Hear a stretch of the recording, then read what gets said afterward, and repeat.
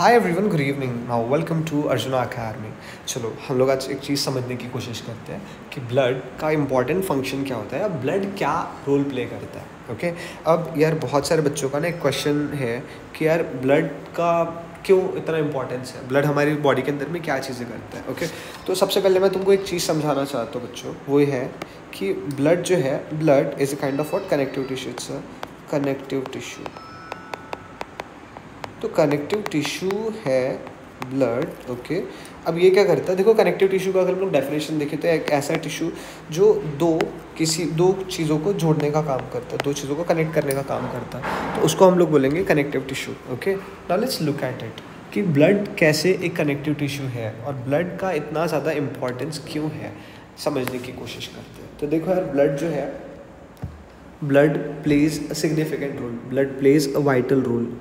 ठीक है, ओके, देखते हैं यहाँ पे क्या चीज़ें हो रही है यहाँ पे।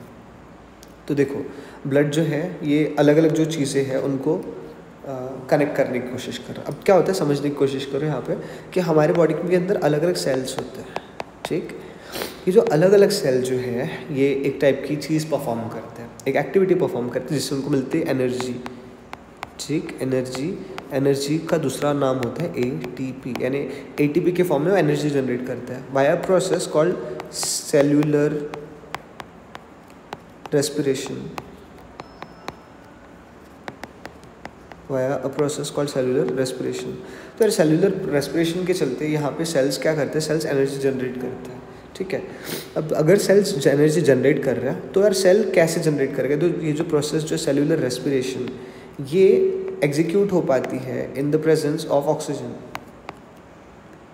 ठीक, ऑक्सीजन के प्रेजेंस में ये जो प्रोसेस है कंप्लीट हो पाती है। अब ये जो प्रोसेस है अगर ऑक्सीजन के प्रेजेंस में या एयर के प्रेजेंस में अगर कंप्लीट हो रही है, what will happen, this process will, ये प्रोसेस को अगर ऑक्सीजन रिक्वायर्ड है तो ऑक्सीजन कहीं ना कहीं से तो पहुंचना ज़रूरी है।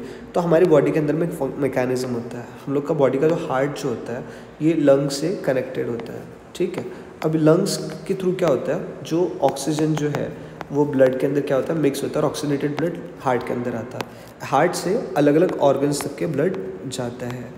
तो कहने का मतलब ये कि यार देखो ब्लड के अंदर ऑक्सीजन मिक्स होता है और ये ऑक्सीजन को कैरी करने का काम कौन करता है, ब्लड का काम करता है। तो इसीलिए अलग अलग सेल तक के अगर आपको ऑक्सीजन पहुंचाना है वो किसके माध्यम से पहुंचेगा, वो पहुंचेगा ब्लड के माध्यम से, है ना। ओके, अब यार ब्लड एक कनेक्टिव टिश्यू कैसे, तो देखो यार ब्लड के अंदर में क्या चीज़ हो जाती है, एक मैट्रिक्स होता है जिसको हम लोग बोलते हैं प्लाज्मा।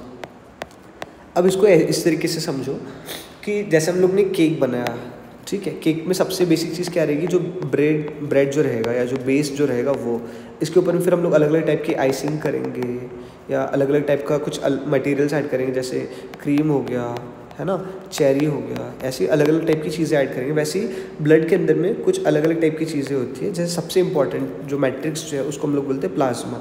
प्लाज्मा के ऊपर में बाकी सब चीज़ें रिलाई करती है, जैसे आरबीसी आ जाएगा यहाँ पे, है ना, उसके अलावा डब्ल्यूबीसी आ जाएगा, फिर उसके अलावा कुछ हार्मोन्स आ जाएंगे, फिर कुछ न्यूट्रिएंट्स आ जाएंगे, उसके अलावा प्लेटलेट्स आ जाएंगी।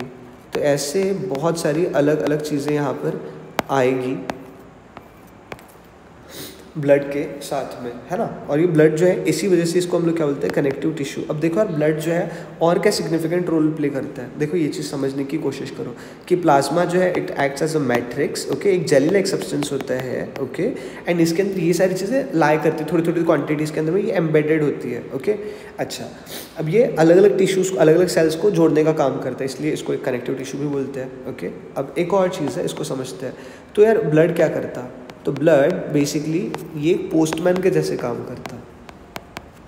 पोस्टमैन के जैसे कैसे काम करता है, तो ब्लड जो है ये क्या करता है, देखो ये लंग्स से ऑक्सीजन पकड़ता है। ओके, एंड ऑक्सीजन को लेके जाता है कहाँ पे, अलग अलग ऑर्गन तक के। तो blood helps in exchange of gases, exchange of gases. Blood help करता है, किस चीज़ में हेल्प करता है, एक्सचेंज ऑफ गैसेस में हेल्प करता है। दूसरी चीज़ कि ब्लड और किस चीज़ में हेल्प करता है, पहली चीज़ होगी ब्लड एक्सचेंज ऑफ गैसेस में हेल्प करता है। फिर दूसरी जो चीज़ होगी ब्लड और किस चीज़ में हेल्प करता है, ब्लड सोच के देखो यहाँ पे कि मेरे पीछे कुत्ता दौड़ गया, जैसे मैं एक आदमी यहाँ पर है ओके, एंड इस आदमी के पीछे यहाँ पर एक कुत्ता दौड़ रहा है। सोच के देखो यहाँ पे एक छोटा सा शेरू नाम का कुत्ता दौड़ रहा है। अब शेरू अगर आपके पीछे दौड़ेगा तो आपको एकदम तेज़ भागना पड़ेगा ना, so you need what an instant energy. अभी इंस्टेंट एनर्जी आपको ये कहाँ से मिलेगी, ये आपकी बॉडी एक हार्मोन रिलीज करेगी, इसको बोलेंगे एड्रेनलिन हार्मोन। पर अगर आपकी बॉडी अगर एड्रेनलिन हार्मोन रिलीज कर रही है, ये आप तक पहुँचेगा कैसे, सवाल ये आ जाता है। तो हर एक सेल तक के एड्रेनलिन पहुँचेगा कैसे, ये पहुँचेगा विद हेल्प ऑफ ब्लड। तो कहने का मतलब क्या कि ये ब्लड जो है, ब्लड अलग अलग केमिकल्स को या हॉर्मोन्स को अलग अलग सेल तक के ले जाने का काम करता है। तो इट ट्रांसपोर्ट्स हॉर्मोन्स और डिफरेंट केमिकल्स। तो पहले गैसेस कर लिया, फिर उसके अलावा क्या कर लिया, हॉर्मोन्स कर लिया ओके। तो गैस कर लिया, हार्मोन्स कर लिया, एंड देन उसके बाद एक और अब क्या करेगा, वो चीज़ सोचने वाली बात आ जाती है ओके। अब यार यहाँ पे ये कभी कभार ऐसा भी तो हो सकता है ओके कि कुछ केमिकल्स को भी और ट्रांसपोर्ट करने की ज़रूरत पड़े, तो कुछ केमिकल्स को भी ट्रांसपोर्ट करेगा, है ना ओके। उसके अलावा न्यूट्रिएंट्स की ज़रूरत होगी तो न्यूट्रिएंट्स ले जाके देगा, और उसके अलावा वाइटामिन्स अगर रिक्वायर्ड होते हैं तो ये भी ले जाके देगा, है ना। तो ये अलग अलग टाइप की चीज़ें होती हैं। तो ब्लड एक बहुत इंपॉर्टेंट चीज़ होती है, क्योंकि यार सोच के देखो एक सेल है जिसको अगर ऑक्सीजन नहीं मिला तो थोड़ी देर तक के तो सर्वाइव करेगा ओके, एनारोबिक रेस्पिरेशन परफॉर्म करेगा, लेकिन उसके बाद वो सेल मरने लगेगा। और this becomes a primary reason कि हमारी बॉडी का कोई भी ऑर्गन अगर फेल होता है तो अल्टीमेटली एक चीज़ की वजह से हम लोग की डेथ होती है कि सेल तक के ऑक्सीजन या प्रॉपर क्वांटिटी में ब्लड नहीं पहुँच पाता, इसलिए हम लोग का डेथ हो जाता है ओके। आई होप समझने की कोशिश करो। देखो जैसे कोई भी इंसान अगर मर रहा है तो मरेगा कैसे, वो चीज़ समझो कि लेट्स से अगर किडनी फेल होगी, अगर उसकी किडनी फेल होगी तो ब्लड के अंदर जो इम्प्योरिटीज़ रहेगी वो प्रॉपरली डिस्चार्ज नहीं हो पाएगी, प्रॉपर ओज आउट नहीं हो पाएगा। इसका मतलब इम्प्योर ब्लड है तो हर एक सेल को डैमेज करेगा, तो ऐसे मर जाएगा इंसान। लेट्स अगर हार्ट लंग्स अगर फेल हो गया तो ब्लड के अंदर में ऑक्सीजन प्रॉपरली मिक्स नहीं हो पाएगा तो सेल तक के ऑक्सीजन नहीं पहुँच पाएगा, तो इंसान ऐसे मर जाएगा। लेट्स से हार्ट अगर ब्लॉक हो गया, ऑब्वियसली बात है ब्लड प्रॉपरली फ्लो ही नहीं हो पाएगा, तो इंसान वैसे भी मर जाएगा।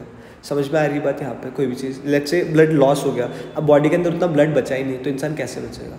तो कुल मिला के कहानी इतनी सी है कि यार अलग अलग सेल तक के जो है यहाँ पे ये ऑक्सीजन पहुँचाना, अलग अलग जो न्यूट्रिएंट्स है ये सारी चीज़ें पहुँचाना ये ज़रूरी हो जाता है ना। और इस सब का काम कौन प्ले करता है, ये सब का रोल जो है वो ब्लड प्ले करता है। So can blood becomes very very important. ये कनेक्टिव टिश्यू का भी रोल प्ले करता है, it's a kind of a connective tissue okay. तो आई होप आपको ब्लड एंड उसका इंपॉर्टेंट फंक्शन जो है वो चीज़ समझ में आई है। Blood is a very important thing and let's try to understand okay. अगर आपको कोई भी डाउट है तो आप मुझे व्हाट्सएप कर सकते हो। My WhatsApp number is 7972449790 okay. इस नंबर पे आप व्हाट्सएप पे मुझे कनेक्ट कर सकते हैं, आपके जो भी डाउट्स होंगे I will try to resolve all those. It was really nice talking to you at Arjuna Academy, and it's a venture of ABCH. Thank you. Have a great day. This is Saurabh signing off. Bye bye.